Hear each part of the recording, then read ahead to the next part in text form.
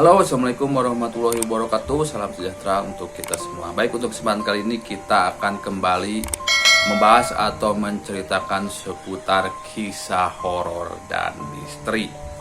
Nah, kali ini kita akan sedikit membahas ya tentang sosok pocong. Jadi seperti apa pocong ini, asal usul atau sejarahnya pocong ini, sehingga bisa dikenal sebagai hantu pocong. Oke, di sini saya akan bacakan saja ya. Dikutip dari Treasuri, beginilah asal usul pocong. Konon pocong ini berasal dari arwah orang mati yang terperangkap dalam kapan mereka. Menurut mitos, setelah 40 hari setelah kematian, jiwa orang yang sudah meninggal akan tinggal di bumi. Nah, seperti itu. Jadi mitosnya bahwa selama 40 hari setelah kematian, jiwa seseorang itu yang sudah meninggal akan tetap tinggal di bumi. Nah, di sini juga apabila ikatan kain kapan tidak dilepaskan selama 40 hari, tubuh mayat dikatakan bangkit dari kubur, lalu meminta bantuan orang-orang supaya dilepaskan. Nah, jadi seperti itu ya mitos-mitos dari misteri pocong ini. Jadi setelah 40 hari lebih, ternyata lupa ya untuk melepaskan ikatan kain kapan, maka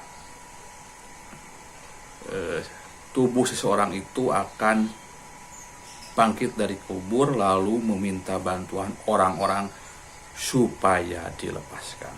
Sungguh mengerikan sekali. Nah, setelah ikatan tali dilepaskan, maka jiwanya lebih tenang dan meninggalkan bumi. Nah, jadi seperti itu, apabila sudah dilepaskan, maka dia akan tenang dan langsung meninggalkan bumi ya. Di sini pocong digambarkan memiliki wajah gosong dengan mata merah menyala. Nah, seperti itu ya. Nah, di sini ada versi lainnya juga, pocong berwajah putih pucat rata dan ada lubang mata berongga atau tertutup kapas. Mayoritas percaya bahwa hantu pocong hadir sebagai bentuk protes karena terlupa membuka ikatan kain kapan sebelum ditutup kuburnya. Seperti itu ya untuk pocong ini.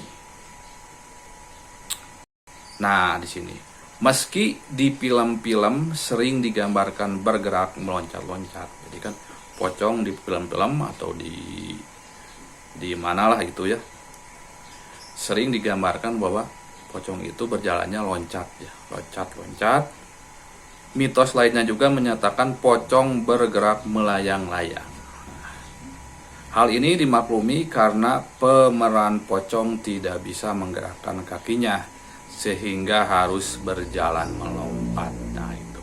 Karena di sini di film-film itu kan pemerannya tidak bisa menggerakkan karena terikat ya, jadi harus melompat seperti itu. Nah, kita ke representasi pocong di Indonesia.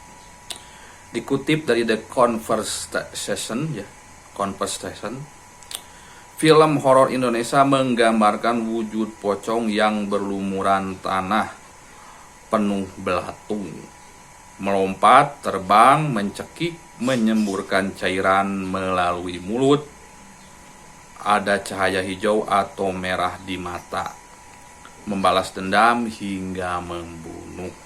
Nah, ini dalam film-film horor ya sering digambarkan seperti itu untuk pocong ini. Nah, jadi representasi ya seperti itu membuat ketakutan tersendiri bagi masyarakat. Nah, jadi akan hal-hal itu yang digambarkan di film-film itu jadi membuat ketakutan ya dari masyarakat di Indonesia ini. Menariknya, representasi mengenai pocong berubah dari waktu ke waktu. Pada era 90-an, masyarakat Timur Tengah tidak percaya keberadaan manusia yang dapat menghantui setelah kematiannya. Nah, seperti itu ya, pada era tahun 90-an, masyarakat Timur Tengah itu tidak percaya keberadaan manusia yang dapat menghantui setelah kematiannya.